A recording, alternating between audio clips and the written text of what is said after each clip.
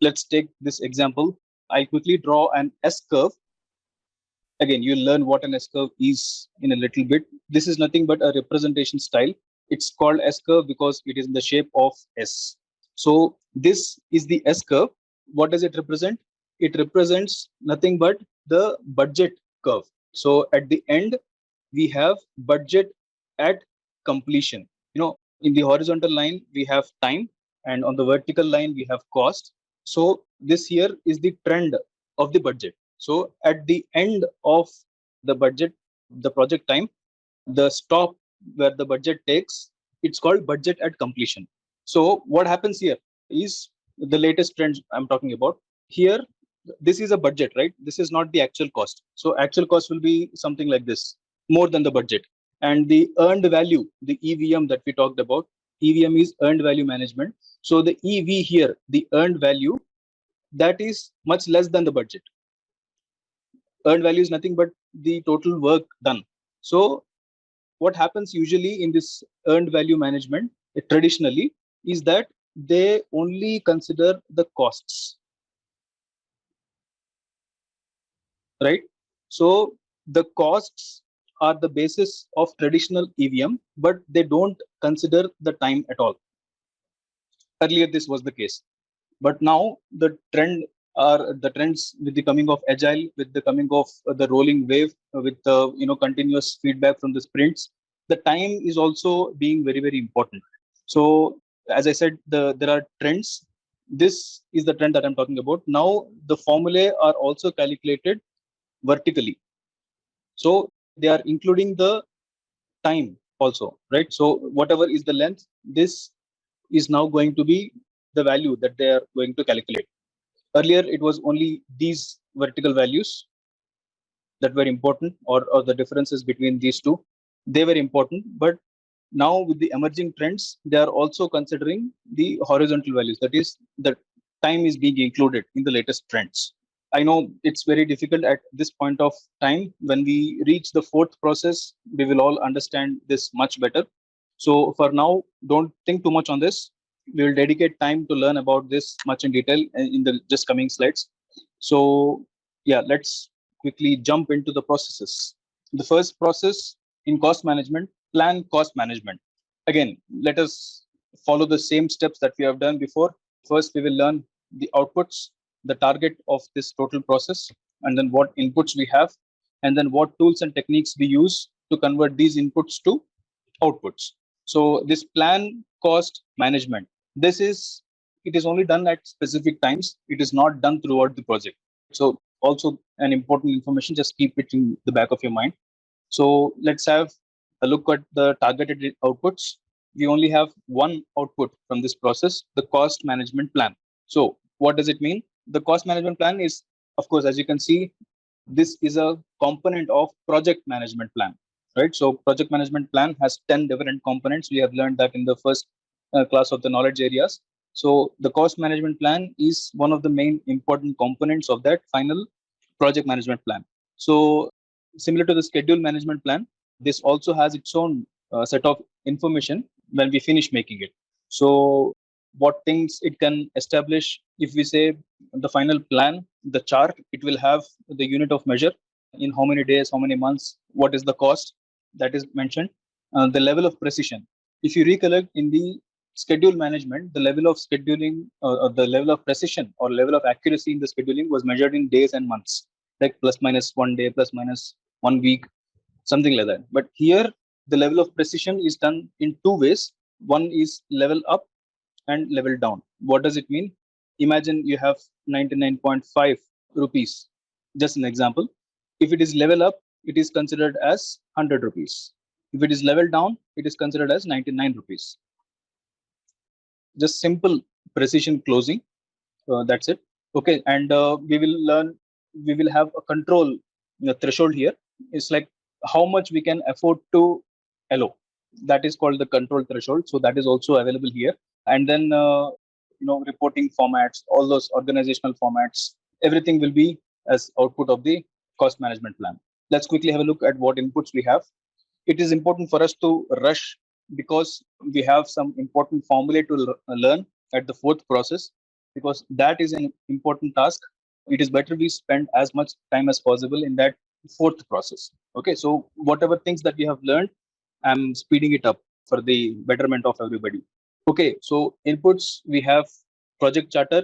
Why we need project charter? It is to verify whether the pre-approved amounts are matching here or not. So, and secondly, the project management plan. Why do we need it? To consider the schedule and risks. And we have learned the enterprise environmental factors. It's important everywhere. We need what internal environment is going to affect me, what external environment is going to affect me. So enterprise environmental factors act as input here. And then of course the organizational process assets, what ideology to follow, what methodology to follow, everything is important input for the plan cost management. Let's quickly move to the tools. Expert judgment. Of course, we will consult the expert. Here what expert can come handy in the cost estimation experts, or the word EVM that I mentioned, earned value management. There are consultants who are experts in earned value management.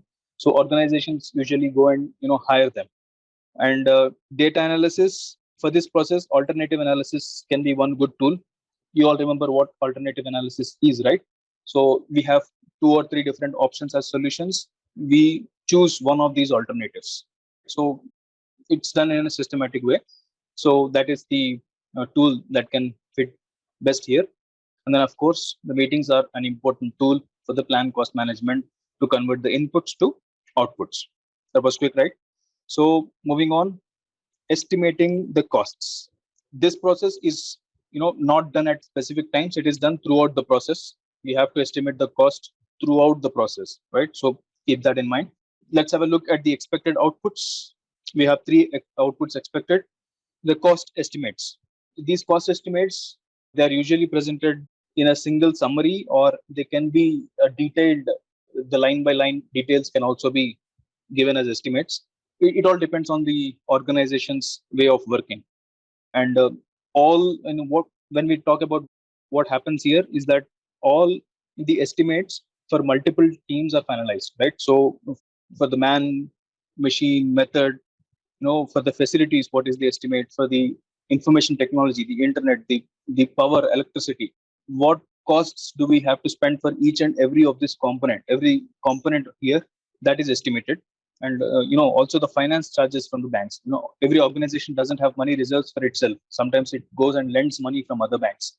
So how we have to pay back to that bank, all those estimates are done in this cost estimates. And basis of estimates, it focuses on assumptions. All the assumptions are gathered, all the constraints are mentioned. So, and what if something goes wrong, right? So how did we assume that this particular process, let's say information technology, in the cost estimate, why did we estimate it to that level, right? So everything has to be reasoned here in basis of estimates. And finally, the project document updates. What documents can be updated? Assumptions log, risk register can be updated, lessons learned register can be updated.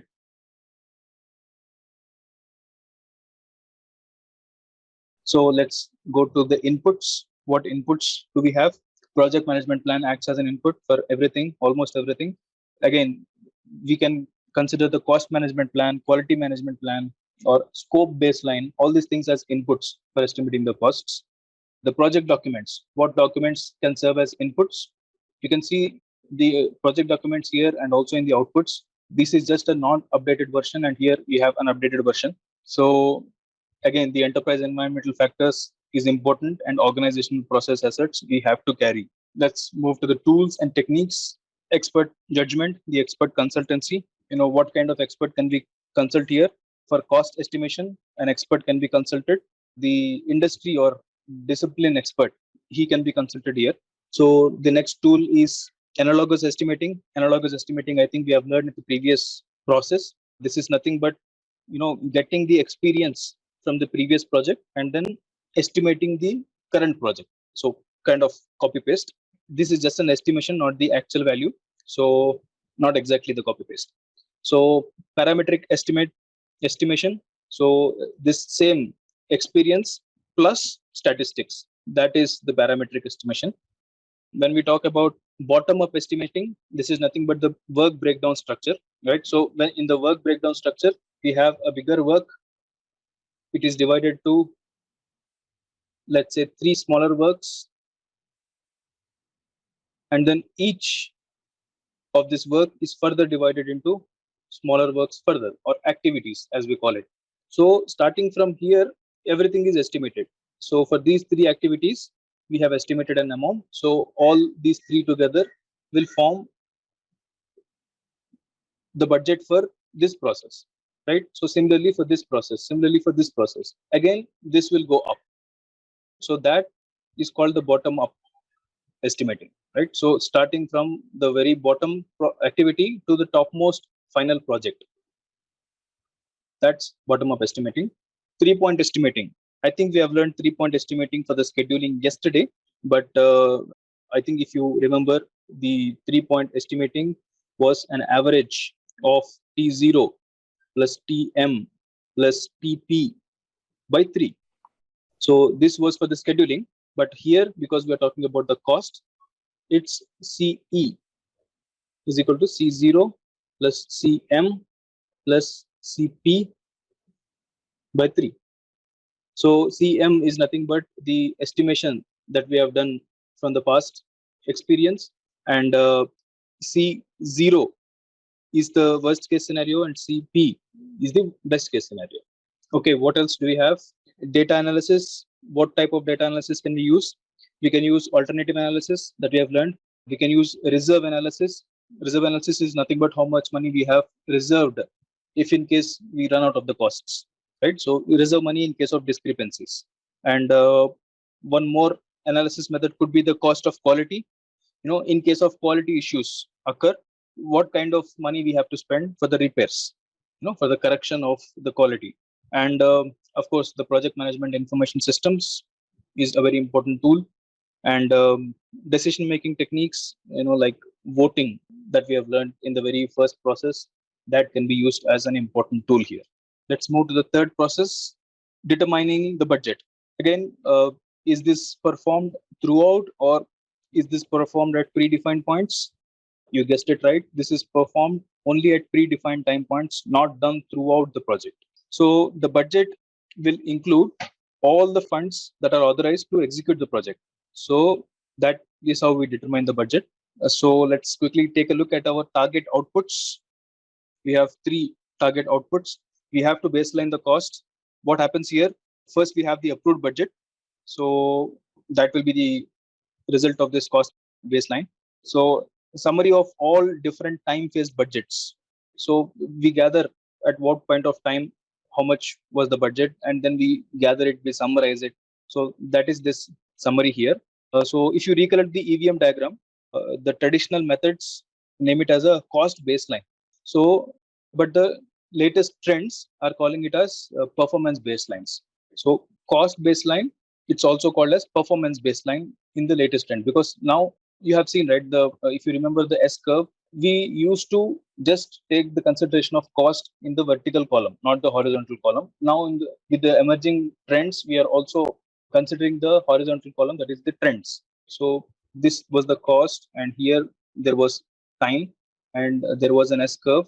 So we used to estimate everything with the cost, right? So that is why it was called cost baseline by the PMBOK guide. But now with the emerging trends, they are also calling it as a performance baseline. I think it's better that we have to understand this better in a whiteboard.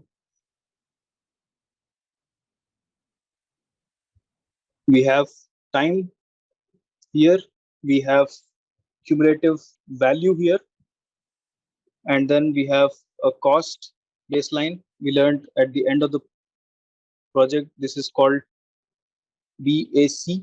So this is the curve of the expenditures, and at some point of time it reaches the cost baseline curve. So where are our funding requirements? Funding requirements are somewhere here. So this is the total planned budget if you consider. And then we talked about reserves, right? So reserves are somewhere here. So this is the final budget. and this is the reserves. So we know that with the estimation line, the project manager knows that at the end of the project, this is what I'm targeting as a cost, and also, of course, the time in the new emerging trends. But then the budget will be requested above this point. Why? Because we need to have these reserves that I'm talking about, the quality reserves. Don't just think about all this time cost. It's important that you learn what these reserves are, how this cost plan finally looks like, right? So this is how the cost baseline looks like. When consider an example of question where you are asked to identify the cost baseline. Cost baseline is nothing scary. That is this curve. The S curve is the cost baseline. So this is our final output, or the first output.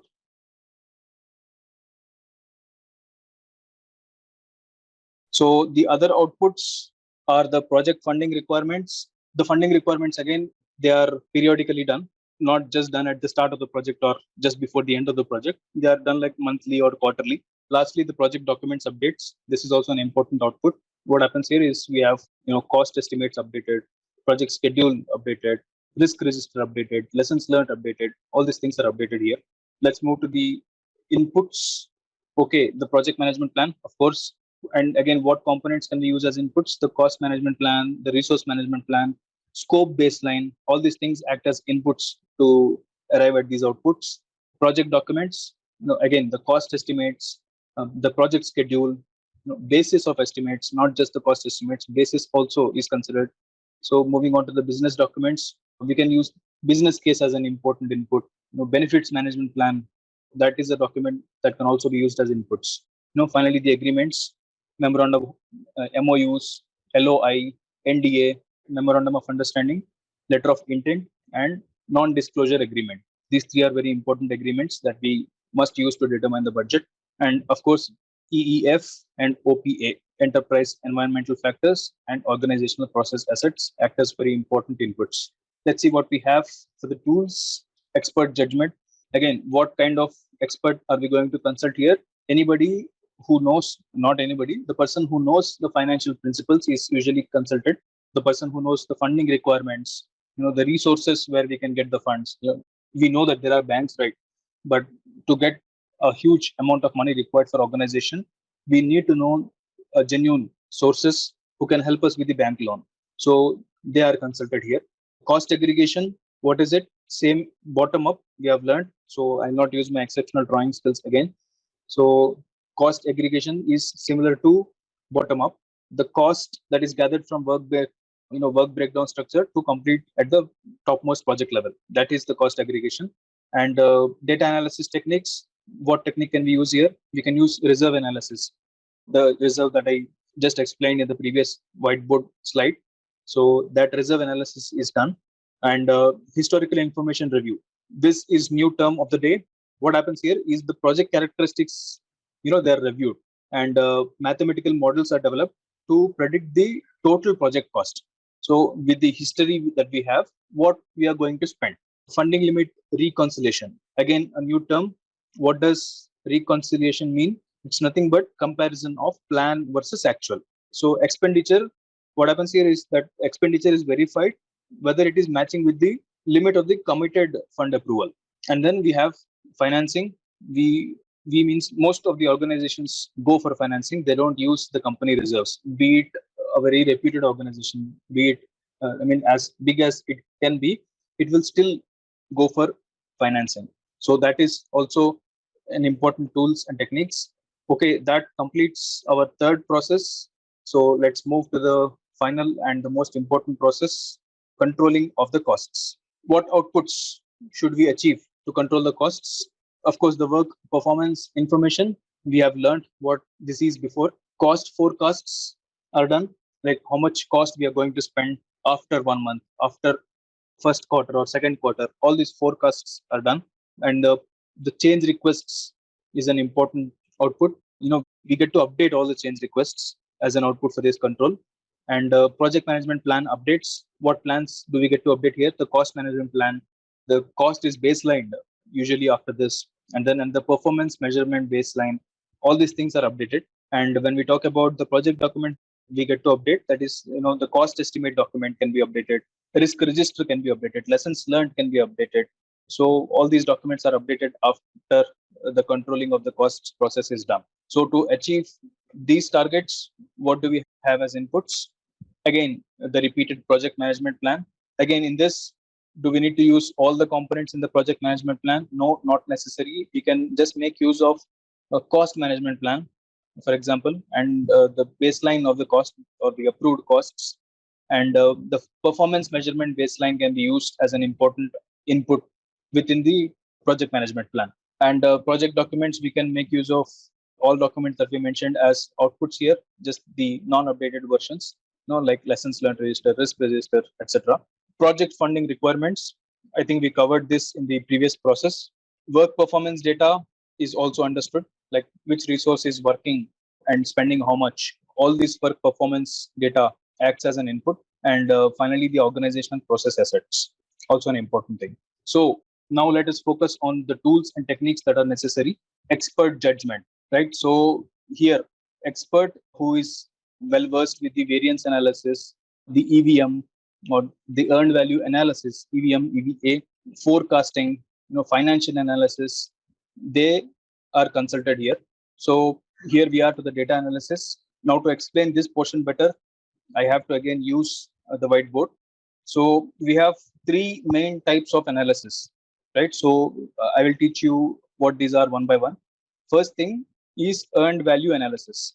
So again, this has three key dimensions. First thing is planned value, and second thing is earned value, and finally we have actual cost, right? So earned value analysis is an important tool that is learn about what these things are, what these components are, with the help of a S curve again. So allow me a quick time. We have time again. You have to memorize this chart by heart. We have the cost. I'm calling it C here, and then we have a beautiful S curve, and here we have the BAC that we learned, and then budgeted actual cost here, and then this. What is this? This is the reserve that we talked about. Okay, so what happens here is the actual costs start moving above the budgeted cost. So, and the value that we learned in the very first slide is also lesser than the budgeted value. This is typically the case with every organization. So if we draw a line vertically, again, let me quickly name this. This is called the actual cost line, and this is called the earned value line, right? So, and this is the planned value line, right? So what happens here is actual cost is here in this line, and this is the budgeted line. So if we project this line, it doesn't match with the budgeted line, right? So it goes above and beyond, and then finally it reaches a point above the budget. So that is called earned actual cost.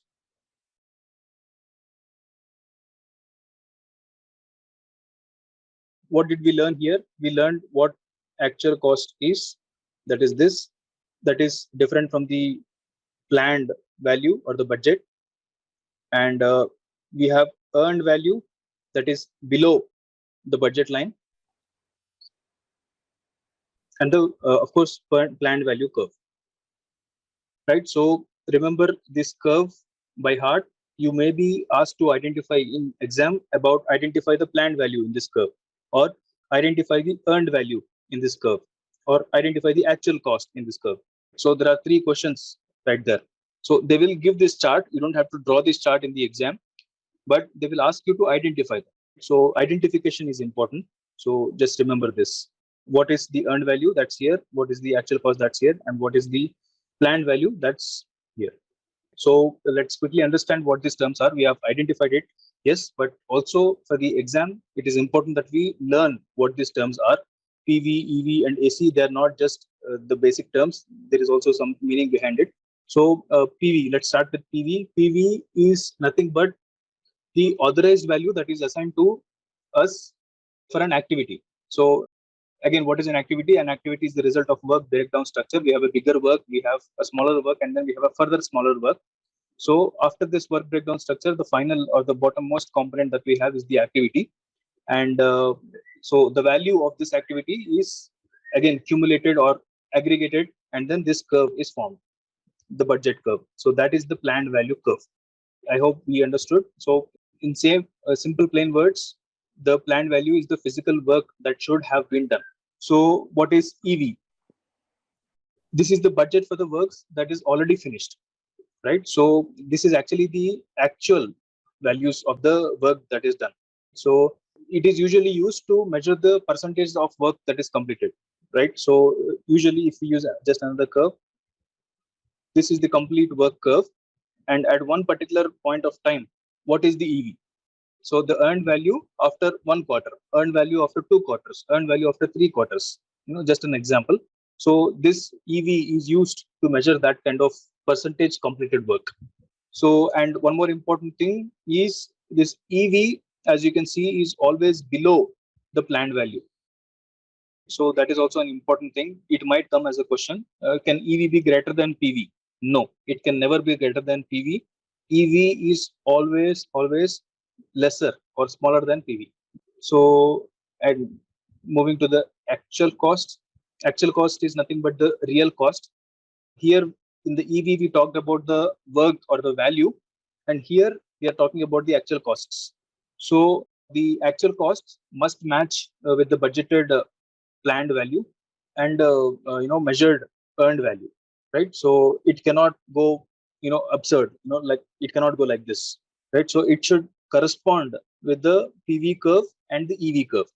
These two curves are going in this way, so the actual cost must also follow this trend. It can be higher, for sure it will be higher, it cannot be lesser than the budget value. It never is. If it is, good for you. So it should always follow this trend of the S curve. Just keep that in mind. I think we have learned enough of this. Let's quickly move to the next. Again, the cost, and we have the time here, and we have the beautiful S curve. Always remember budgeted actual cost at the end of the project, and then we have management reserve, and this is actually the projected budget, and we have actual cost. We will draw a point in time, and we have an earned value here. So when we project this curve, it will go and reach somewhere here. So we will quickly mark it again. This is the earned value, this is the planned value, this is the actual cost. So we will need this graph again for this quick explanation. So where we are, the variance analysis, right? So here we have 4 processes: the schedule variance, the cost variance, the schedule performance index, and the cost performance index, right? So what is SV? We should learn SV now. SV, let me use another color.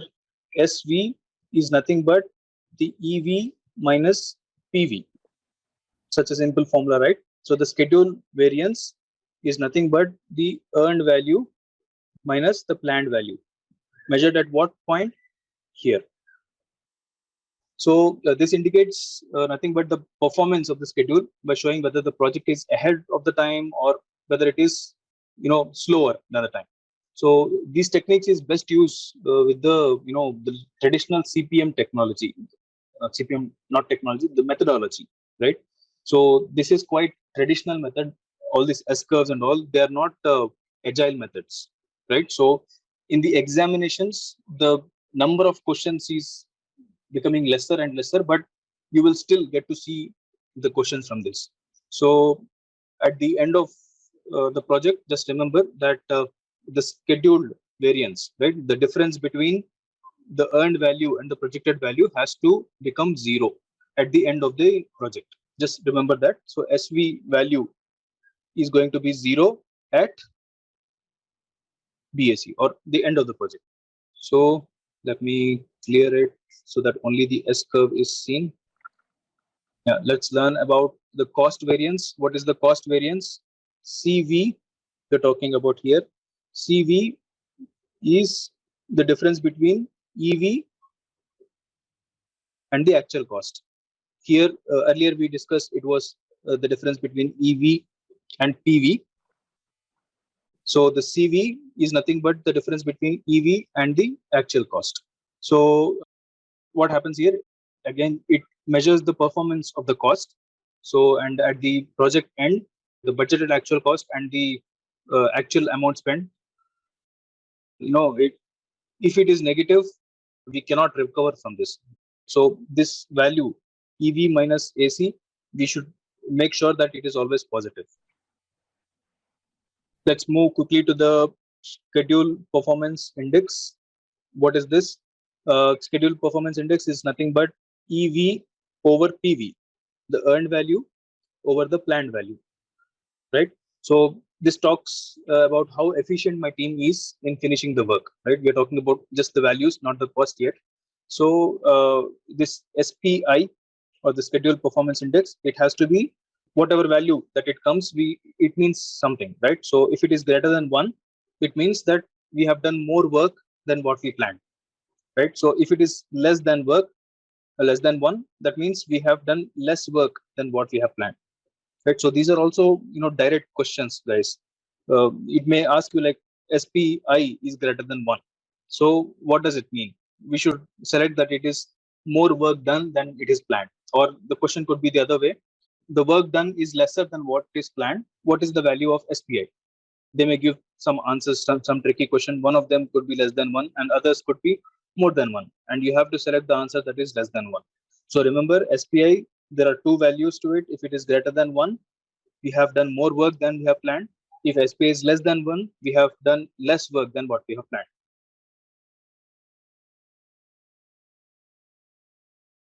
Quickly move to the CPI. I'm just clearing so that the S curve is visible. Cost performance index. And what does it mean? It is nothing but EV over actual cost, right? So earlier we learned about schedule. Now we are learning about the cost. So the cost is the component here. Again, if CPI, the cost performance index, is greater than 1, what does it mean? We are underutilizing the costs. And if it is less than 1, that means we are overutilizing the costs, right? So these are also direct questions. If a statement comes that we are overutilizing the costs, we have to choose less than 1 CPI. If we are under earning in the costs, then we have to choose greater than 1. So clearing it up, we have to move to the third, the trend analysis. So this is nothing but the performance over time. The charts, what are these charts? This is the chart that we have drawn, right? So there are more charts, but PMBOK guide talks only about the S curve. So this is the only thing that is important for us. But if you are aware of more charts than this chart, S chart is not just the limit. You are free to use anything if it is within the limits of the project management guidelines. So it's typically called the S curve. So in the charts, the PMBOK guide talks about the S curves only, and this is the S curve that you see on the screen. And forecasting. So here, the estimate at completion. So this EAC is nothing but estimate at completion that is done. So what is this estimate at completion? So we have, I'll use the blue again. So I think if you remember in the previous diagram that we have done, so this is the budgeted completion and this is the EAC. So again, this EAC forecasts, this is nothing but the actual cost and the estimated to complete costs, right? So let me quickly write down EAC. I think it is already here. So EAC, it's nothing but the actual cost plus estimated time to complete. AC is actual cost, ETC is estimated time to complete. So again, are there any methods to do this? We have three methods: ETC performed at budget rate, ETC performed at CPI, ETC performed at SPI plus CPI. So if we quickly talk about the first method, I'll just give you the formula quickly. So EAC, traditionally it is AC plus ETC, we have seen. But if it is measured at budgeted rate, the EAC formula will change slightly. So EAC will become AC plus budgeted actual cost minus earned value, right? So you can see the change in the formula. ETC will be replaced by budgeted actual value minus EV. If we talk about at CPI, this is another method. So the EAC formula will change again. This will be budgeted actual cost over the CPI. So again, it can be done at SPI plus CPI together. So here again, the formula will change. EAC is going to be AC plus BAC subtracted with EV, and then we have CPI multiplied with SPI, right? So in this class, just don't remember these things. You get these formulas very easily in this PIMBO guide. You can find it. It's not difficult to find. Just remember these things by heart. You can see these are nothing but additions, subtractions, divisions. What is important for us is to learn the definitions of it, right? So you just have to remember that what is the ETC performed at budget rate, right? So ETC performed at budget rate is nothing but AC plus BAC minus EV. So these things you have to learn it by heart. Unfortunately, there is no other go. There is no shortcut. As much as you learn it, it is as good as it is for us. Okay, so I think we have made enough use of this whiteboard.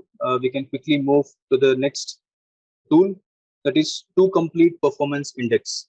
Okay, what is this? If we try to explain it in simple words, we have spent so much money already, or we have spent so much resources already, and we are left with certain amount of resources. Now, with this left out resources, how we can complete the remaining work?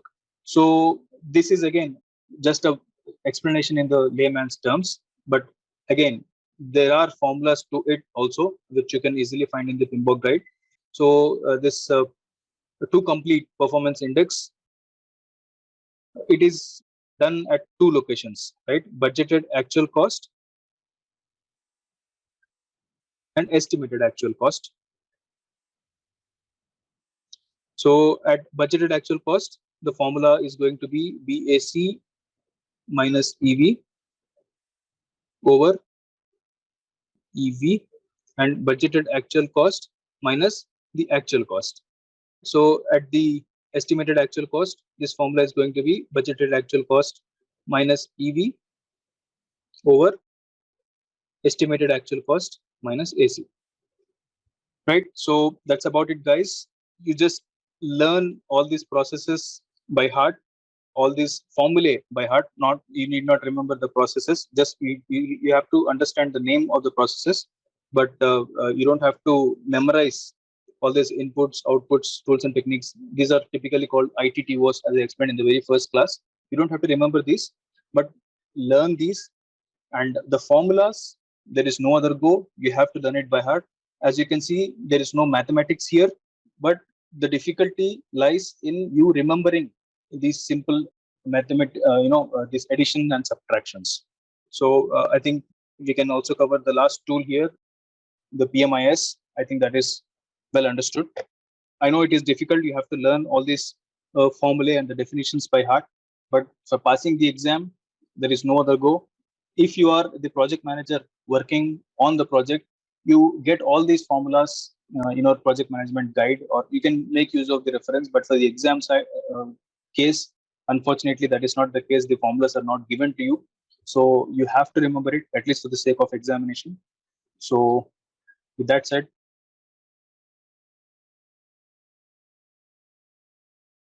hi and hello everyone. Welcome back to the PMP exam preparation. We have covered a lot of important topics. We started with the overview and updates on the exam. We have covered the domains. We have learned the overview of project management, and we learned till now the four long knowledge management areas and their associated processes. Let's get started.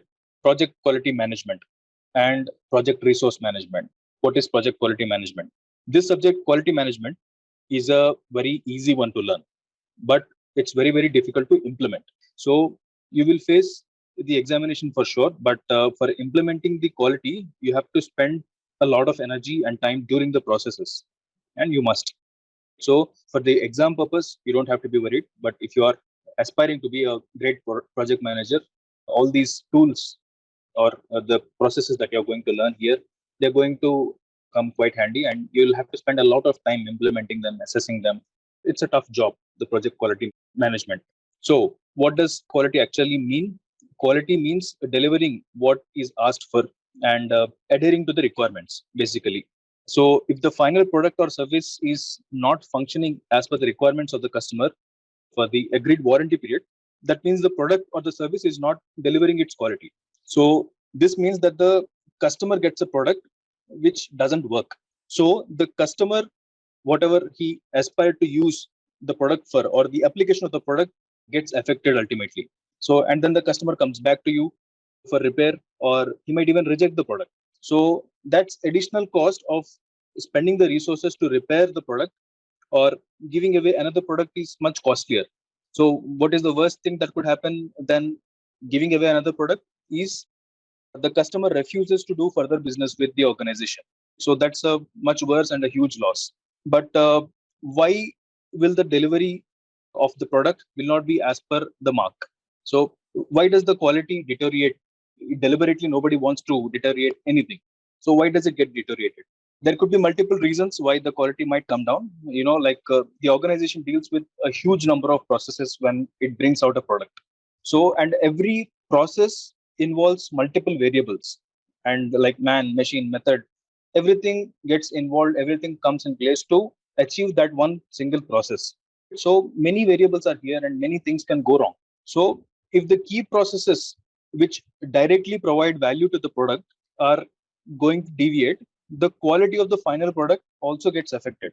So, and it's very difficult to avoid these deviations. Okay, you might think that okay, we can easily avoid these deviations. We can have exactly the same dimension as I want to in the product, but that is in reality not possible at all. There are so many variations to the product added, and that is why these tolerances are for.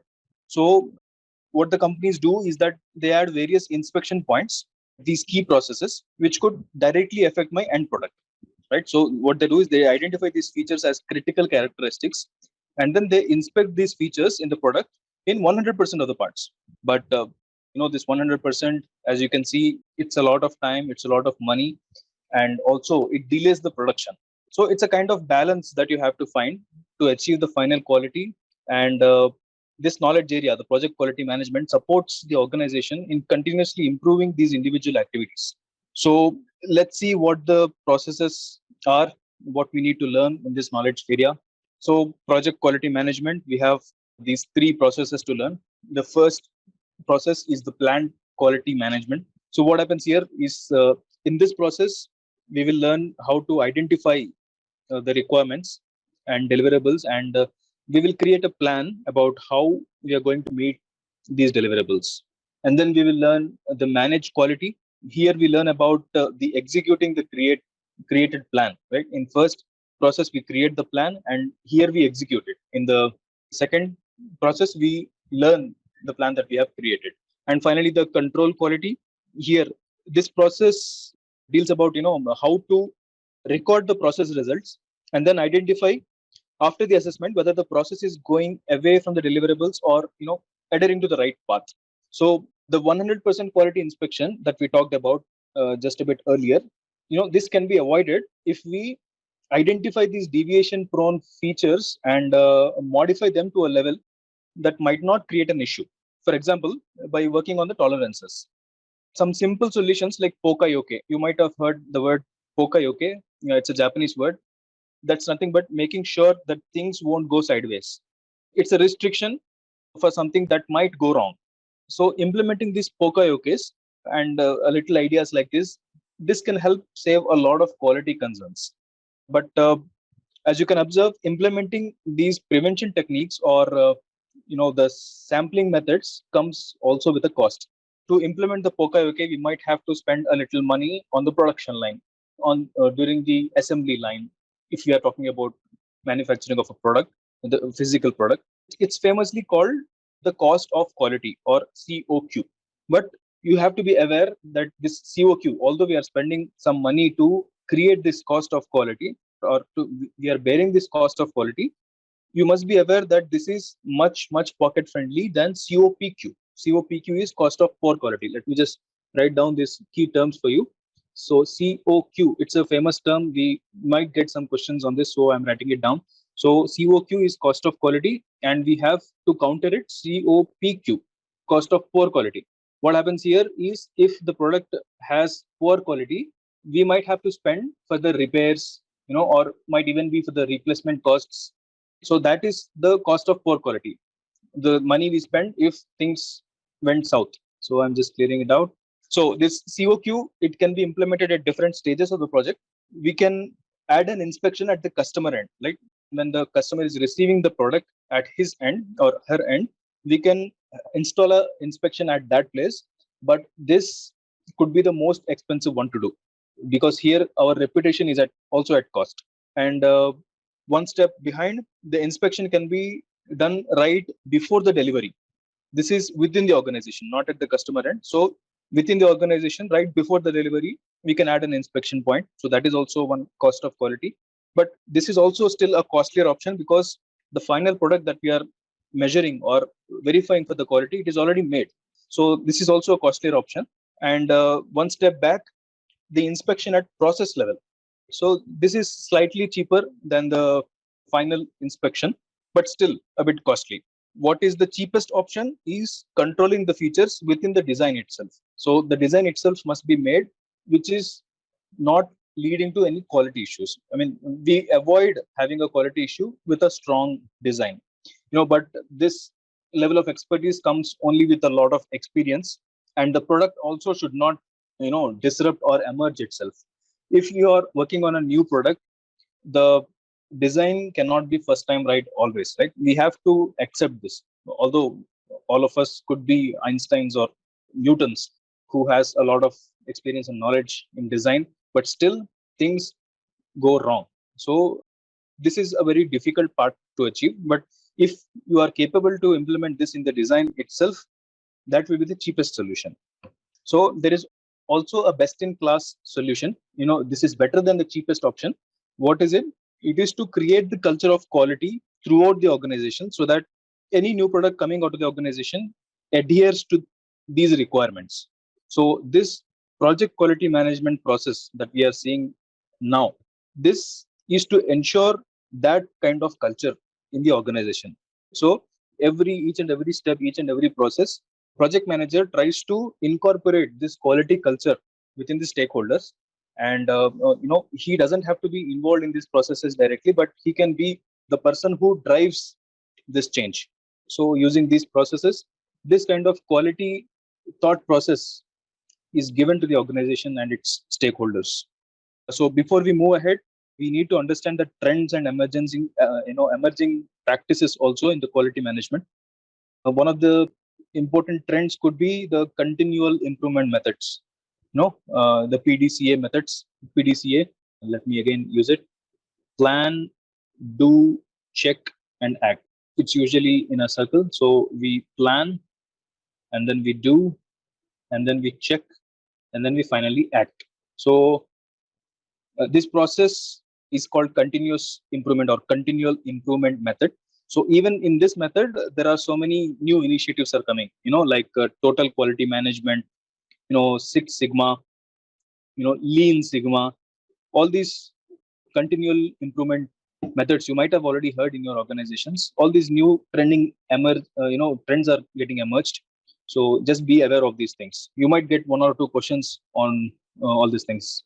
These all emerging trends, or another emerging trend is, or could be, development of vendors and suppliers.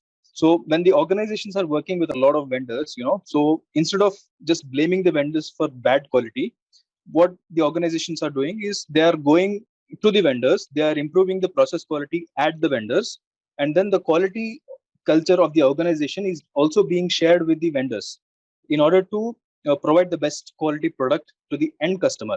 So this is also one of the latest emerging trends that is happening. Just be aware of these things. Let's move on to the processes.